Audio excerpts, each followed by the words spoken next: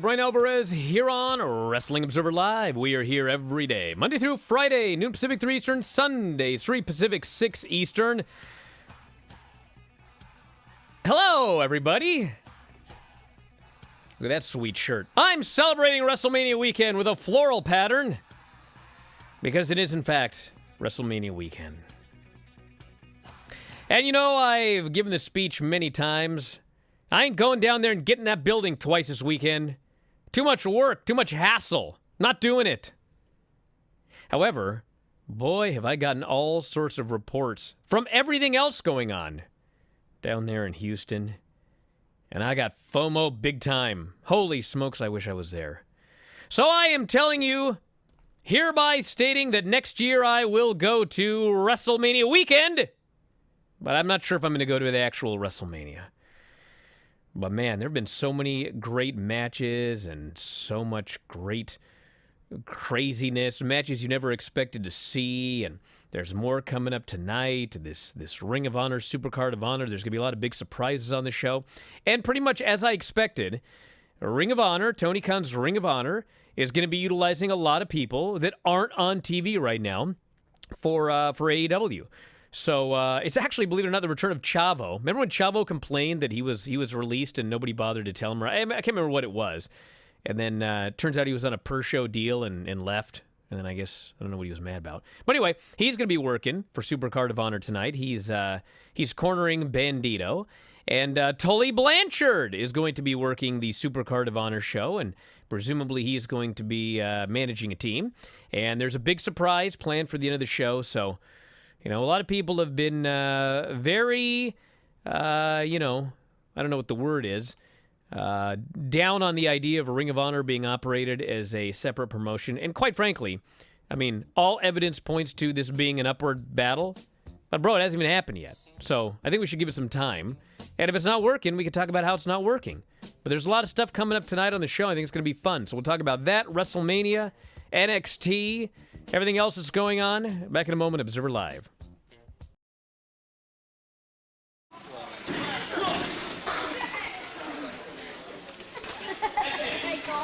That's it. It's finished.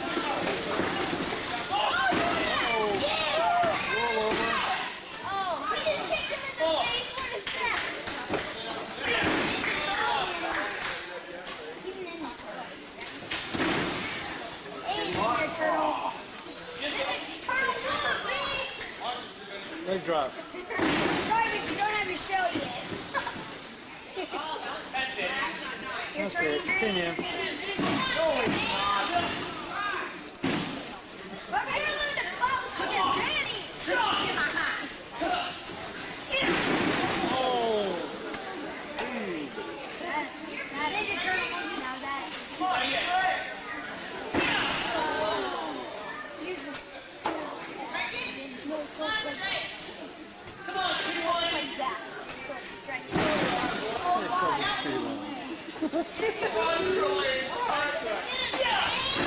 Oh!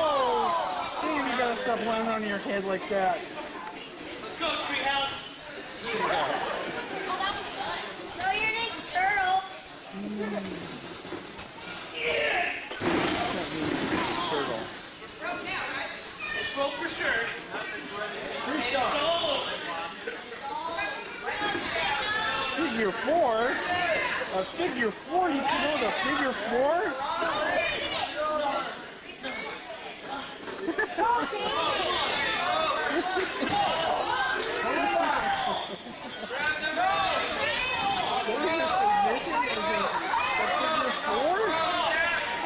Oh, man. That's too funny. Time to go home. You said that 8 times now. And a sleeper. Where's the Enziguri? He likes it. Use the ball. You look bad on that one.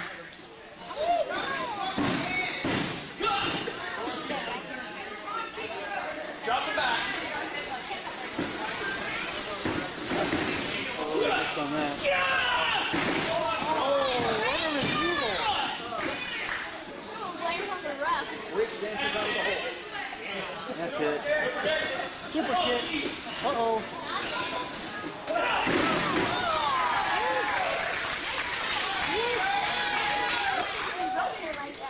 Uh-oh, he's got it.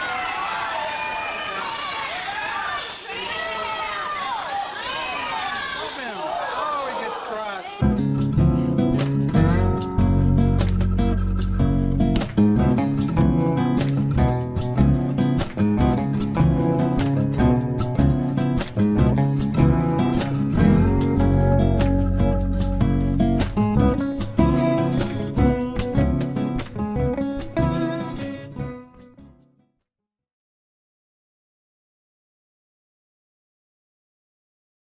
Back in the show, Bryan Alvarez here, Wrestling Observer Live. Like Sempervive, also WrestlingObserver.com.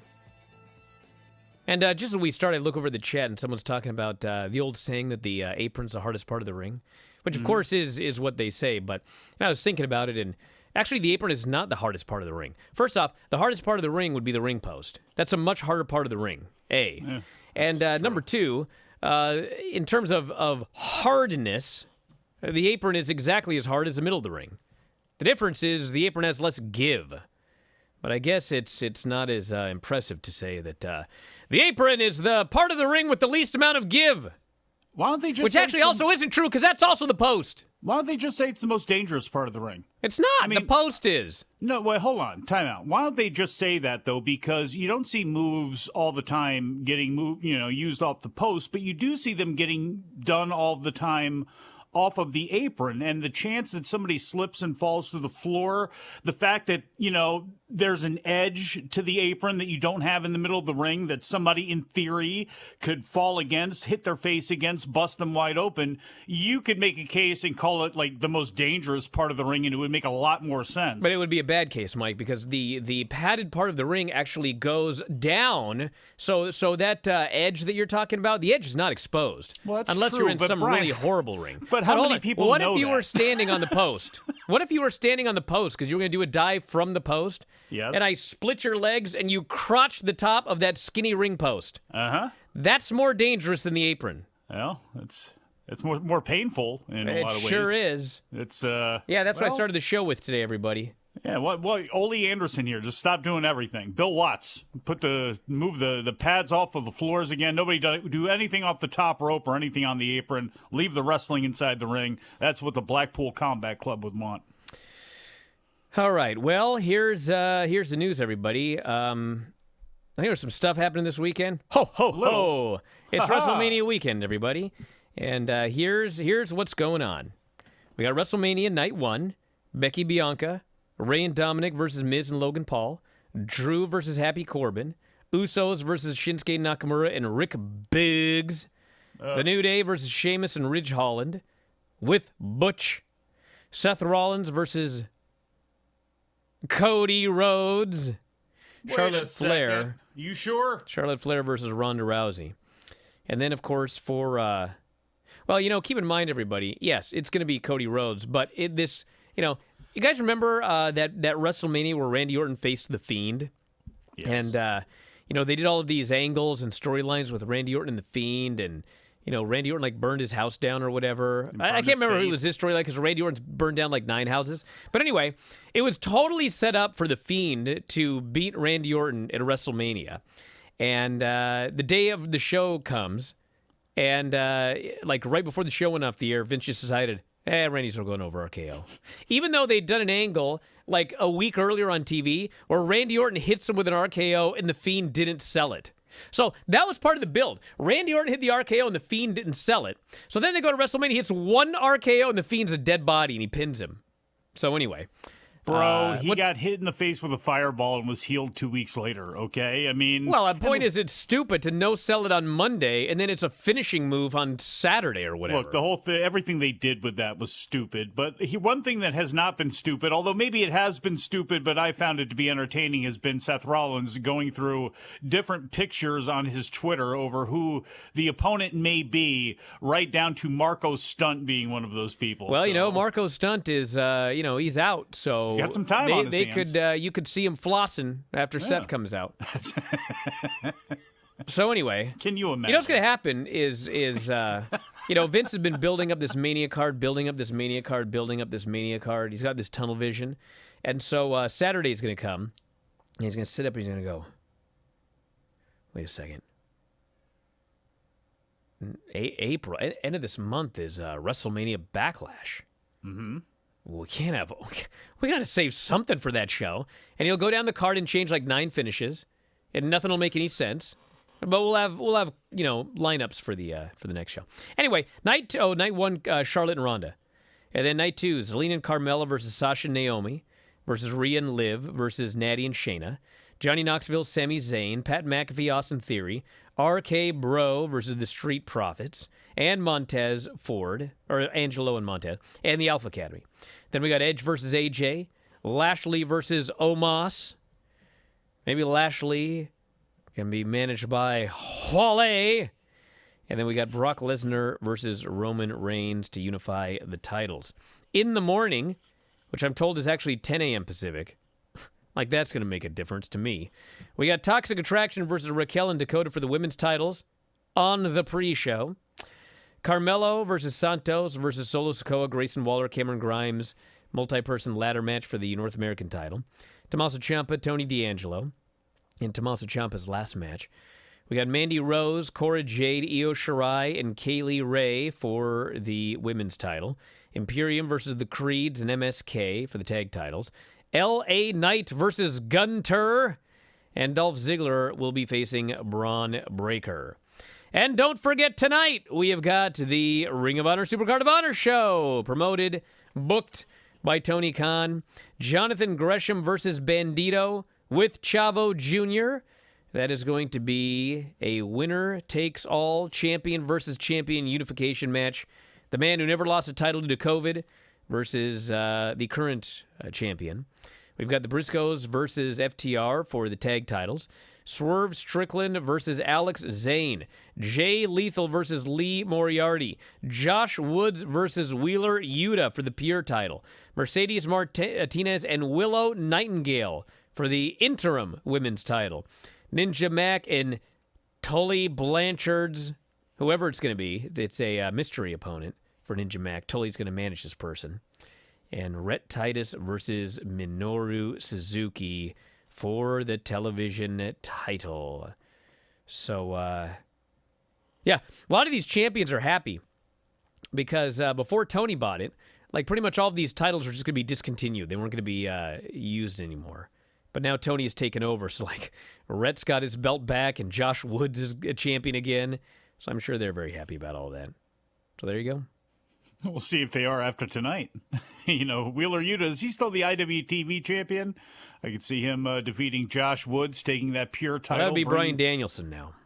Bryan, taking that title, bringing that thing over to the Blackpool Combat Club or wanting to bring it over to them. I think that would be a fantastic idea. And one thing is for sure, over the last couple of years on Indies, a couple of guys have had monster years, and they usually have great weekends, WrestleMania weekend, and Yuta and Lee Moriarty and Daniel Garcia over the last couple of years have been guys who have really broken out, and they've gotten their flowers and their just desserts at the end, as all three of those guys are on AEW TV. Speedball Mike Bailey, as soon as he was clear to come back to the United States, people were really looking forward to what his schedule could be like, and he has already had a monster year this year in the first quarter, and he had a match yesterday against Bandito that looks like it's the front runner for, depending on what you thought of some of the Bloodsport stuff, it's the front runner for match of the weekend so far, and they won the $5,000 bonus that they had at the Mark Hitchcock show last night. So he's probably going to continue to go on and have one hell of a weekend, and he's probably somebody that may not be a big name to some of the people listening, but he's somebody you might want to keep your eye on. All right, if you want to text us here today, 425-780-7566. That is 425-780-7566. Dave's going to join us after the break. Big Dave Meltzer will talk about the new Observer and WrestleMania weekend and all that kind of good stuff. And then I got more news when we come back later, including an interview with Randy Orton I want to talk about. Back in a moment, Observer Live.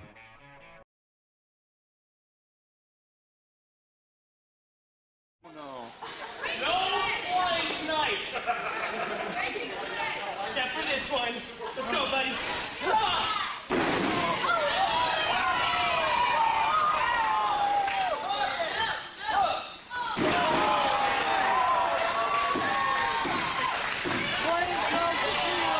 Ladies and gentlemen, the winner of the match,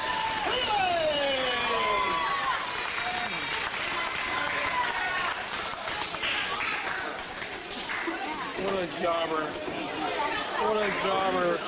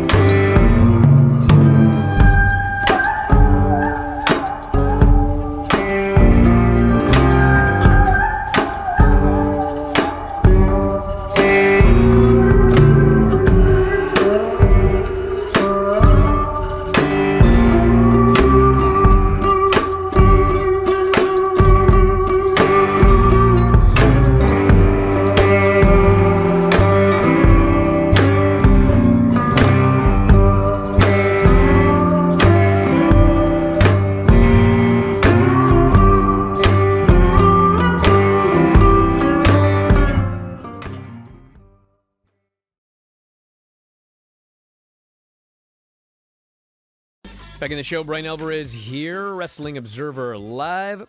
Mike Sempervive, also WrestlingObserver.com. Dave Meltzer joining us. And a lot to get into. New edition of the Observer newsletter. And obviously it's WrestleMania weekend. And the top story here is Triple H and his heart issue, which is noted here in the New Observer. Now that he's got the defibrillator inside him. I mean, all goes well, fingers crossed. He should be able to live a normal life for quite a while. Decades, it says here in the Observer. Is that right? Yeah, if all goes well, yeah. The problem was if his heart, it will stop his heart from beating irregular. But he does have a heart condition, so it's not like he's out of the water completely. But yeah, if he avoids stress and eats right, which I'm sure he will do, he should do well. But the idea of wrestling again is out of the question, though, as he said. So there have been rumors that he's going to be around this weekend, that we may see a public appearance of Triple H. He is around. He's there. But a public appearance.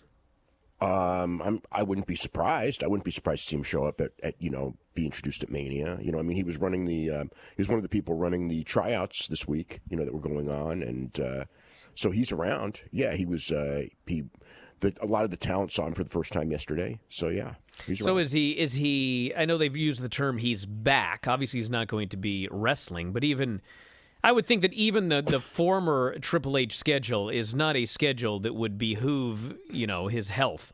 So he's back presumably in like a limited capacity. I don't really know the answer to that. I mean, he's been back. His job is now involved more in the scouting side of things, tryouts, things like that. As far as like running NXT again, I would doubt it, but I can't say that 100%. I mean, as far as running, this succession plan in WWE, as far as the wrestling side, if something happens to Vince, and he was going to be the guy, I can't imagine. I mean, he may try it, but it probably wouldn't be the best for him to do that. And he may not, I don't want to say he wouldn't be interested in doing it, because I'm sure he'd be interested in doing it, but I don't know if it would be smart for him to be doing that, something like that. So, I mean, his stamina is lower, which is what he said, and other people who've had the same condition have told me, the same thing, that your stamina is lower, but you can live a normal life and you can work an 8-to-5 job, and he's working a job there already, and I'm sure he'll keep a job there for as long as he wants to. I mean, and the thing with him is he's got no economic issues. He can quit tomorrow. He's set, but he does, he loves wrestling, and I don't think he wants to walk away from it either. Dave, how does this change, if at all, the plan post Vince? Could he serve more as a liaison while Stephanie may back off of some of her duties that she does in the business realm and be more of the day to day, or is it just really a matter of timing? Stephanie's not going to be the person, running creative or anything like that. Stephanie's role is going to be chief brand officer. If it wasn't then Triple H, who I guess all of us kind of assume would be who that is person. It, right? Yeah, honestly, like who in the world really is it? Nick Khan. Well, stop it. He works better with Steph. It definitely won't be Nick Khan. Shawn Michaels? Adam Pearce? I mean, we start asking questions like that on who's there to. It's a tough one. Right now, Paul Heyman, which would be bizarre. right now, it would be Bruce Pritchard. Paul Heyman would be difficult, but not impossible. But yeah, as far as grooming people, the whole thing is they groomed Paul Levesque, and that wouldn't be a good fit right now. And Paul Levesque lost a lot of points with the NXT AEW fight anyway. But it's not like that. There's this replacement right there waiting. I can't see. And Shawn, even Bruce Pritchard. I mean, this guy's in his 60s. Yeah, Bruce, well. and Bruce has had multiple heart attacks. Yeah. I don't see Shawn as being the person for that role. Plus I don't know that Shawn wants to devote, because is the person there right now inside the company? Is there a person there? Would they dare look outside a company that's always been so close like that? Would they dare look outside? The problem is that wrestling hasn't created guys like that have that, and they haven't trained guys like that. But I would think that it would be someone. We could look at the agent staff or whatever, but I think it would be someone. I don't think they would look outside because as you know, they don't consider experience outside to be meaningful because if it's not in WWE, it doesn't count. So I don't think that they would. I mean, would it, like if Eric Bischoff hadn't so spectacularly flopped the last time, it could have been him easily because that's what they would look for, someone who has experience in that. And you got Eric Bischoff or Jerry Jarrett, and Jerry will be, Jerry's older than Vince. So, and I can't see in a second him taking on a 20-hour-a-day job. Bruce it wouldn't be good for, but it could be. It could end up with him. I mean, Dave, there's not a lot of guys. There's not a long list of guys. Put it that way. I was wondering to myself, Hunter was such a avid bodybuilder. This whole change, obviously, you have your life threatened. You're going to probably think differently. But he's such a competitive guy. The thought of him working an 8-to-5 job is just something that it's tough for me to actually believe, like him sitting at a desk and doing that. Is there a way, I guess, always depending on where he's at physically, that you could have, and I know this is going to harken back to a dreaded time with booking committees, but could you have the writers and have Bruce and bring back a Gabe and have people where he could be at the end the person to either rubber stamp something or make tweaks and changes, or is he too competitive to be able to sit by and let them do something and then him not give it his all? Vince like to say, no, this is what I would do and to change things. You know what I mean? Could he actually back off and be that person just to go, okay, let's do a check mark on what the booker is doing? That's a really good question, and I don't have a good answer to it because the one thing is as he gets more and more comfortable and further away, he is going to slowly revert back to being the person he was before unless he catches himself and goes, no, I will not do this. So I could see if he has let's say he has no bad escapades in the next year, slowly would he revert back to that, especially if something happens to Vince. But it's probably not advisable, I guess is the best way to put it.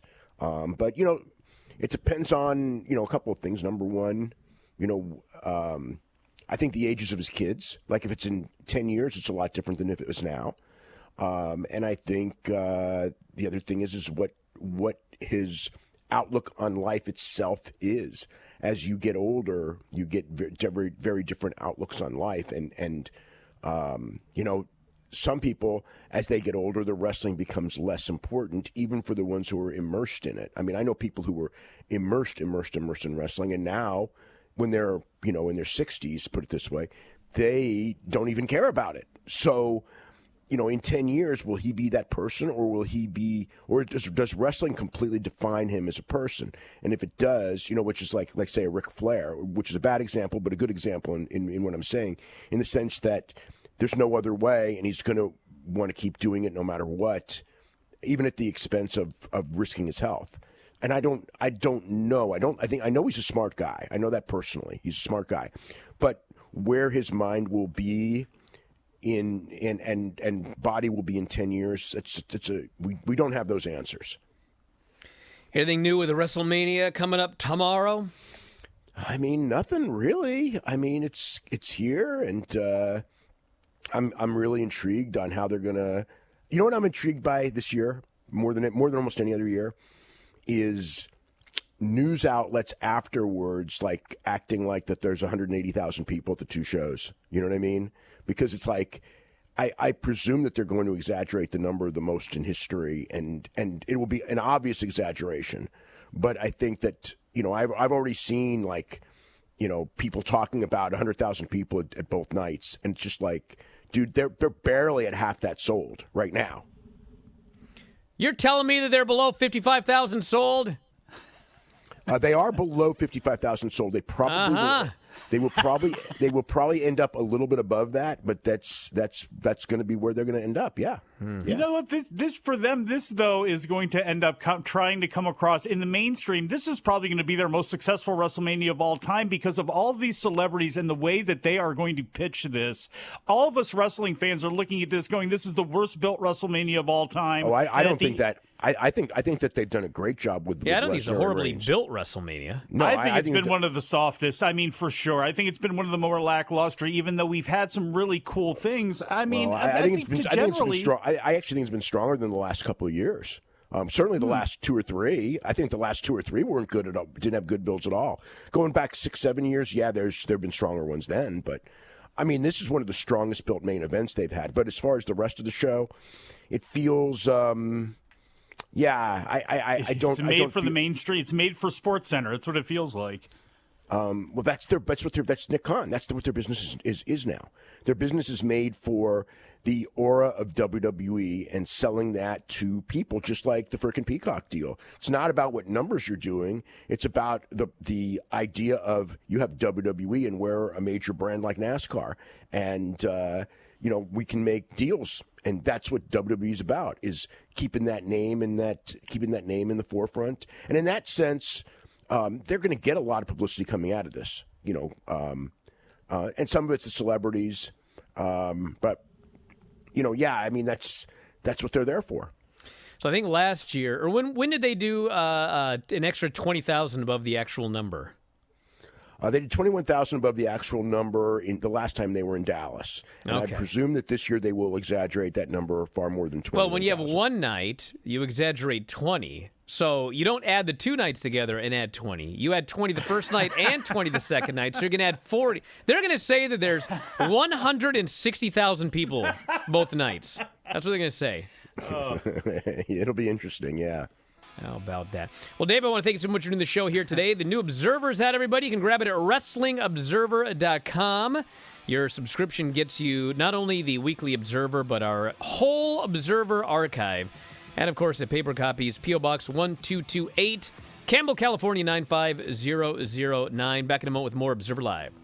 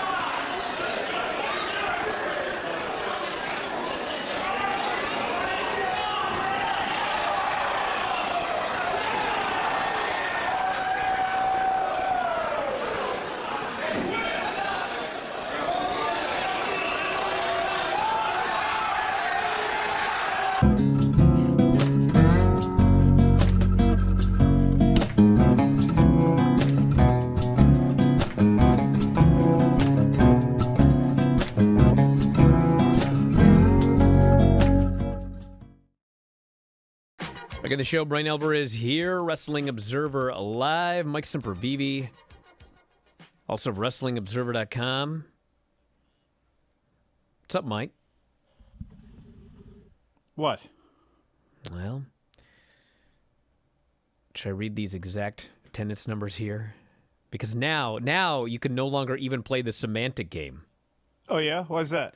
Because I'm gonna give Oh, why? Because Dave Meltzer's reporting something? Oh, now Dave Meltzer, is that now an guy? unreliable source. Oh, wait. Because he's paid by Tony Khan. And let me guess, when these numbers aren't right, let me guess, plans change? Is that what's going to happen? At press time, the first night of WrestleMania, just under 53,000 paid, it says here. And the second night, the number just under 52,000. Mm-hmm. So they've done 53 and 52 for the 2 nights. Yeah. After I said they were going to do 55. And I was ridiculed and mocked, chastised, month after month. And now here we are. Look Are at these that. the final numbers, Brian? Well, I mean, they'll sell some tickets in the next couple of days. But, you think they're going to Dave sell? Meltzer You think there's going to be a called 10,000 every walk-up? What do you think this is, a Santo match? Hey, once again, they run, Houston or Dallas or San Antonio, and they have to rely on Rey Mysterio Jr., and they don't have any ideas for a mask match, and they have no ideas for a Latin American superstar, and just once again, here we go with that one. Next year in L.A., probably will be the same way. Humberto, I guess. Remember him? Him and... Do you remember that? Huh? What's that should have been my 2022 prediction. I could have got 2 rings. Oh, God. I'm still going to reward myself for this one. I don't need to wait. I like. By the way, I like how the worm has turned. You're dealing with a bunch of sick kids now. All of a sudden, boy, that trip out to a sunny, warm place to enjoy the weekend with a bunch of people that will idolize me and throw money at me doesn't sound too bad now, does it, old man? Idolize and throw money at me? Mm-hmm. LOL. Yeah. By the way, that reminds me, I'm doing WrestleMania weekend cameos. I know a lot of you listening right now are going to get together with all your buddies to watch WrestleMania. What would be better than during one of the 85 video packages that go an insufferable amount of time? I will do a cameo for you guys. There you and go. you could actually do multiple cameos. Like every time there's a video package, I could do a cameo talking about some match or whatever. But yes, F4W Online on Cameo. Get your WrestleMania weekend cameo requests in now so I can make sure to get them done in time for the big show. I would not suggest ordering a cameo every time they have one of those, insufferably long segments because you'll be broke. It's like a drinking game, Every time Brian brags about himself during one of those cameos, you take a shot and you'll be drunk like 30 seconds I never into brag the thing. about myself unless I need to bury somebody else. Really? Which Hey, I'm what are you the requested host to do of? regularly. Did you write any books? Yeah, I did, actually. I think those people You know seen the what ones they're where I getting show if off they're the getting Texarkana Bryan title? Alvarez. Do you think there's anybody out there who got a Bryan Alvarez call for somebody that didn't know what they were getting? Like somebody's mother is now getting, and you have to run down your list of accolades, all of the books you've written, all of the shows that you host. That's needed? Well, to be honest, my presumption with many of these cameos is the recipient has no idea who I am. So I make sure that I explain it. Now, listen, I got to read this because this ties into yesterday. And Randy Orton was a guest on Thursday's Pat McAfee show and talked about difficulties working with wrestlers from NXT, his program with Bray Wyatt and Edge's return. Orton noted that Edge's return has been refreshing for him because many of today's performers are not as focused on protecting their opponent. There's an art to what we do, and a lot of guys have lost that art, Randy Orton said. When Vince was on, he talked about your number one priority, above all, being protecting your opponent. That's not taught necessarily in NXT. I know that because I've been in the ring with guys that came from NXT, and they don't know what the F they are doing. It's unfortunate, but that is just how things are changing. He spoke about working with Edge, allowing him to tell a story in the ring. I can trust this guy. I can give this guy my body in this ring and tell this story, and I don't have to, in the back of my head, worry about him only being concerned with looking cool in that ring and hitting the F out of me and taking my head off. Edge made me realize that I can go 45 minutes with a guy that knows what the F they're doing. What are these other guys? Where are these other guys that know what the F they're doing? He spoke about his program with Bray Wyatt. Remember we talked about that earlier? He described it, quote, as a little odd. There were some issues where he was able to do a lot of stuff in the ring for a while. So there were some sort of health issues. I don't know the details, but that was one of the things here. So that got weird, but Bray is a hell of an effing talent. A lot of F words in this. Granny better not listen to this interview. For the last year, I've been out there with Riddle. He's only been wrestling for 6 years, but he just gets it. He knows how to sell. He captivates these people. He captivates me, Randy Orton said. You know, I don't want to be that old guy yelling at the clouds and everything like that. But, bro, you know what's funny is Randy Orton is absolutely 100% correct. That is what this used to be. It used to be that this was a show, and you pretended to hurt each other. And there was an art to pretending that you hurt each other, but not actually hurting each other. And, bro, I don't know when that changed, but I have heard, and I'm sure that many other people listening to this who might be in the business have heard the same thing, that in developmental, these wrestlers are encouraged to lay it in. They are encouraged to lay it in. I remember the first time I heard that, and I just thought, man, I'm too old for this. I'm out. And luckily, you know, I came back from matches with like the Rock and Roll Express, who don't lay it in. But holy smokes.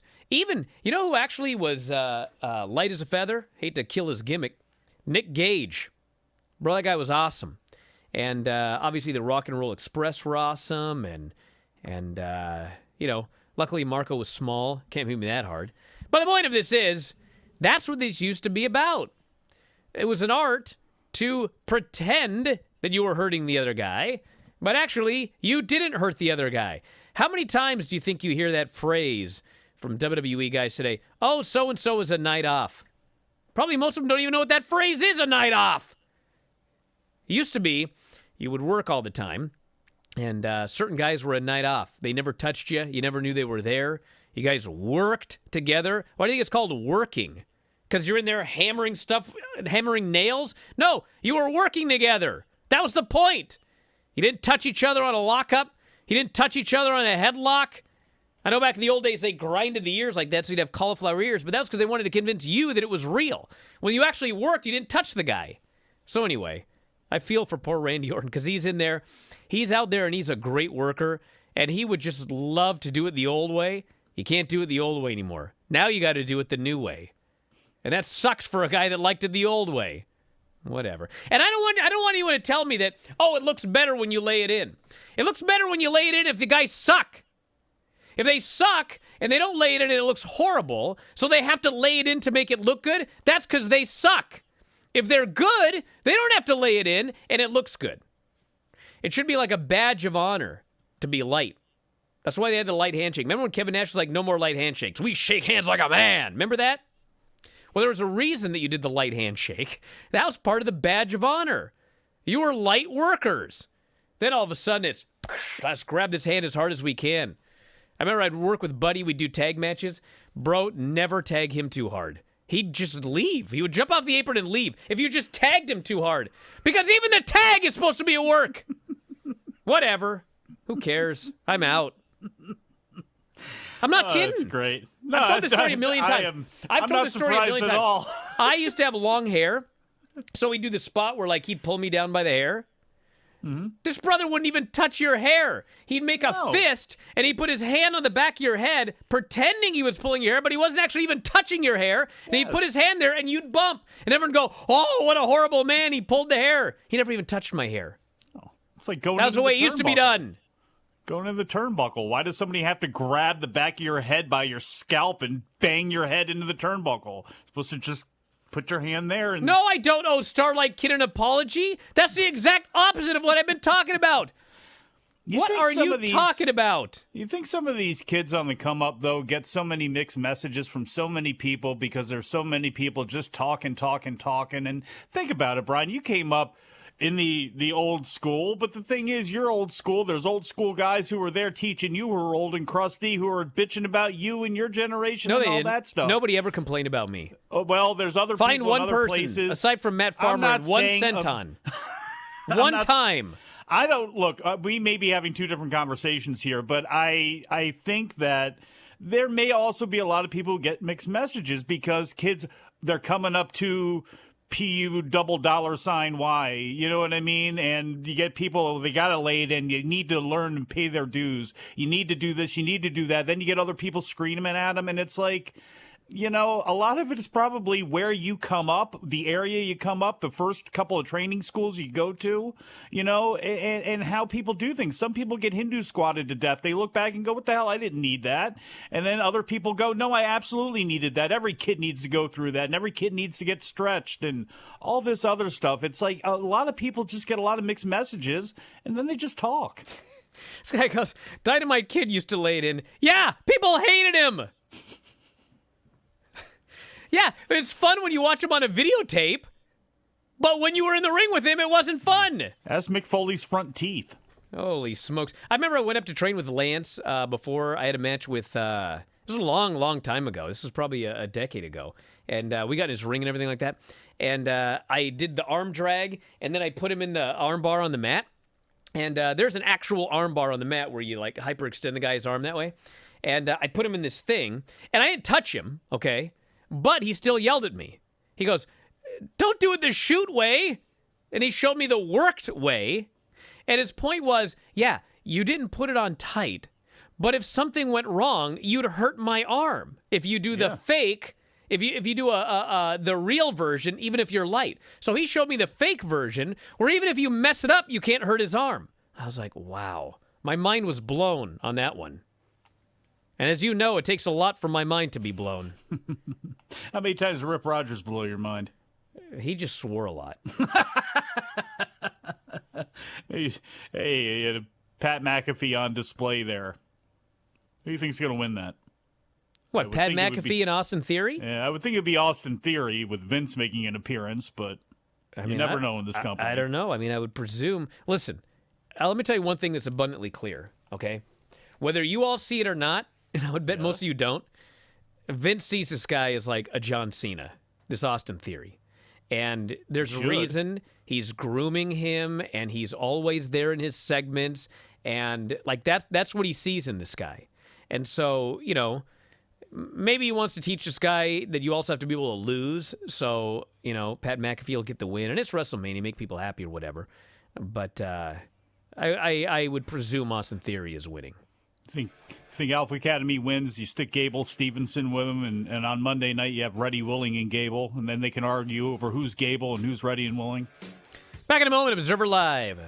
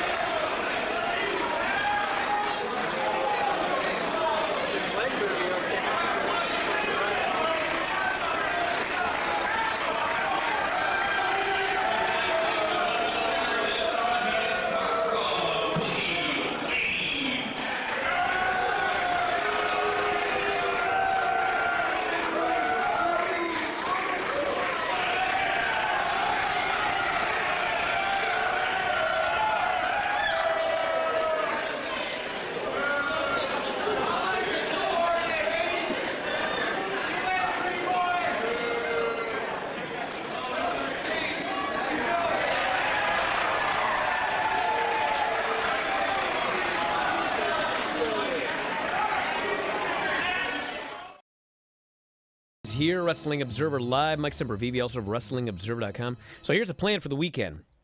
For Observer Live tomorrow, Jim Valley, 10 a.m. Pacific, 1 Eastern. Jim Valley returns live to the airwaves. I don't think there's going to be any video tomorrow, but there will be Sports Byline audio. So you can check it out at TuneIn Radio, Sports Byline. You can go to sportsbyline.com. There's a million ways to listen. So that is tomorrow. Or you can just use the link that I put up on my Twitter every day at Bryan Alvarez. If you go up there right now, there's a link to the Sports Byline audio. So that's tomorrow. And then Sunday is Andrew Zarian. And as far as like subscription stuff, if you're a subscriber to WrestlingObserver.com, it will be me and Vinny Saturday, WrestlingObserver.com and video.f4wonline.com and twitch.tv/f4w video. All video platforms tomorrow night. Dave and I later, audio podcast only, WrestlingObserver.com. That's late Saturday night. Sunday, it'll be myself, Vinny, and Craig, Twitch, YouTube, and WrestlingObserver.com. And Dave and I, WrestlingObserver.com. And then Monday back here with Observer Live and everything else. So there's going to be a million other things as well. But that's the Observer Live schedule and my schedule off the top of my head here. So you can check that out this weekend. And yes, WrestlingObserver.com. Sign up. Get the Observers, all the audio podcasts, the libraries for both audio and newsletters, and video.f4wonline.com and twitch.tv/f4w video. You can find all of this stuff on my Twitter at Bryan Alvarez or at WrestlingObserver.com. Mike is at Sempervive, and that's the plan. So enjoy your WrestleMania weekend, everybody. And we're out of here. Thanks, Mike, as always. Callers and listeners over to the studio. We'll talk to you next time. Wrestling Observer Live.